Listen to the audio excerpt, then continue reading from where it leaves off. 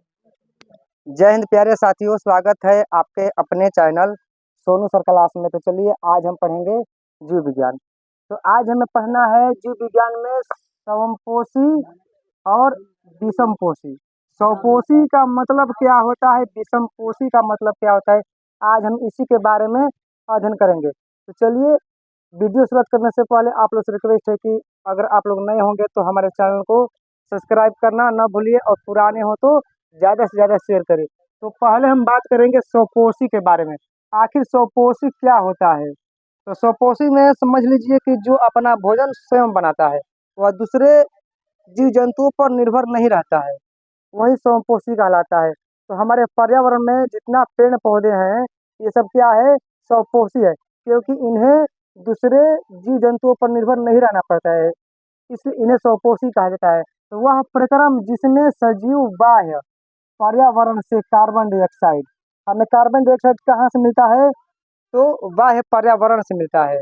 तो पौधे क्या करते हैं, कार्बन डाइऑक्साइड गैस ग्रहण करते हैं और ऑक्सीजन छोड़ते हैं, जैसा कि हम जानते हैं। तो कार्बन डाइऑक्साइड और जल लेकर सूर्य के प्रकाश की उपस्थिति में, अगर सूर्य का प्रकाश नहीं रहेगा तो भोजन बनाने का प्रक्रिया नहीं होगा, क्योंकि उन्हें सूर्य का प्रकाश काफ़ी ज़रूरत है।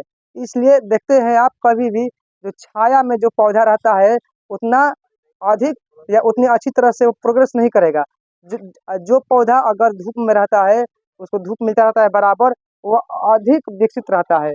तो इसलिए सूर्य का प्रकाश का होना काफ़ी ज़रूरी है। सूर्य का प्रकाश की उपस्थिति में अपनी कोशिकाओं में उपलब्ध पर्णहरित की सहायता से, पौधा में भी कोशिका रहता है और मनुष्य में भी कोशिका, जितने सारे जीव जंतु है सब में कोशिका रहता है। चलिए कोशिका के बारे में हम बाद में बताएंगे, पहले हम स्वपोषी और विषमपोषी के बारे में समझते हैं। तो क्या करता है, अपने कोशिकाओं में उपलब्ध पर्णहरित की सहायता से कार्बोहाइड्रेट का संश्लेषण करते हैं, उसके बाद भोजन बनता है। तो इसे क्या कहेंगे, स्वपोषी कहेंगे।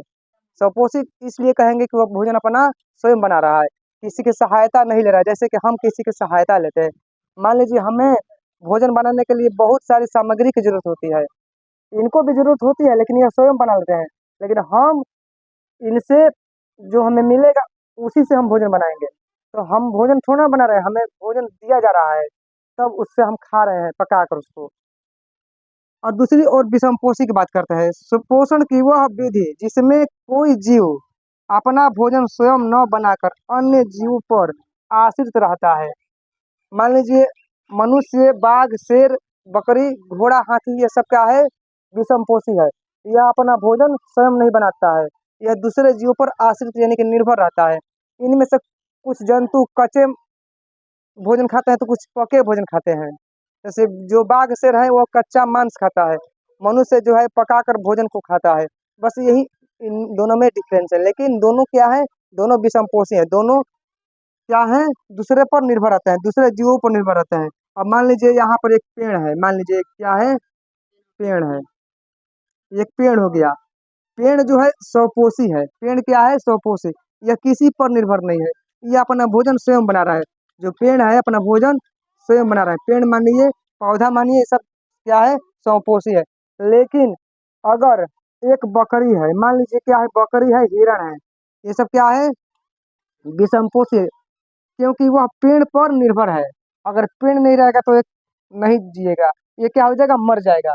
इसको भोजन चाहिए, किससे चाहिए, पेड़ पौधे से चाहिए, तो इसलिए विषमपोषी। और उसके बाद हमारा हो गया, ये शेर हो गया, बाघ हो गया, जो भी है, यह किस पर निर्भर है, तो बकरी पर निर्भर है। अब बकरी इस पर निर्भर है, तो इसके बारे में तो हम बाद में बताएंगे। फिलहाल हम विषमपोषी और समपोषी के बारे में बता रहे हैं। आप स्वपोषी और विषमपोषी में कोई अंतर पूछेगा तो अंतर में क्या बतलाइएगा। जो स्वपोषी होता है उससे प्रकाश संश्लेषण की आवश्यकता यानी कि अनिवार्यता रहती है, लेकिन विषमपोषी को प्रकाश संश्लेषण की कोई जरूरत नहीं रहती है। वह अपना भोजन दूसरे जीवों से प्राप्त करता है, इसलिए उसको कोई जरूरत नहीं है। रहा बात, तो स्वपोषी में पाचन की प्रक्रिया नहीं रहता है। जो स्वपोषी होता है अपना भोजन खाकर पचाने का काम नहीं करता है, इन्हें का भोजन खाया और चलो पचाने के लिए थोड़ा टहला जाए, ये बात नहीं है। लेकिन दूसरी तरफ जो विषमपोषी है अपना भोजन पचाता है, जब तक उसका भोजन नहीं पचेगा फिर से वो भोजन नहीं करता है, ऐसा प्रक्रिया होता है। यही स्वपोषी और विषमपोषी कहलाता है। तो हम उम्मीद करते हैं कि आप लोग के वीडियो काफ़ी बढ़िया लगा होगा। तो आज के लिए इतना ही, फिर आएँगे तो इसी प्रकार का वीडियो लेकर आएँगे, तब तक के लिए जय हिंद।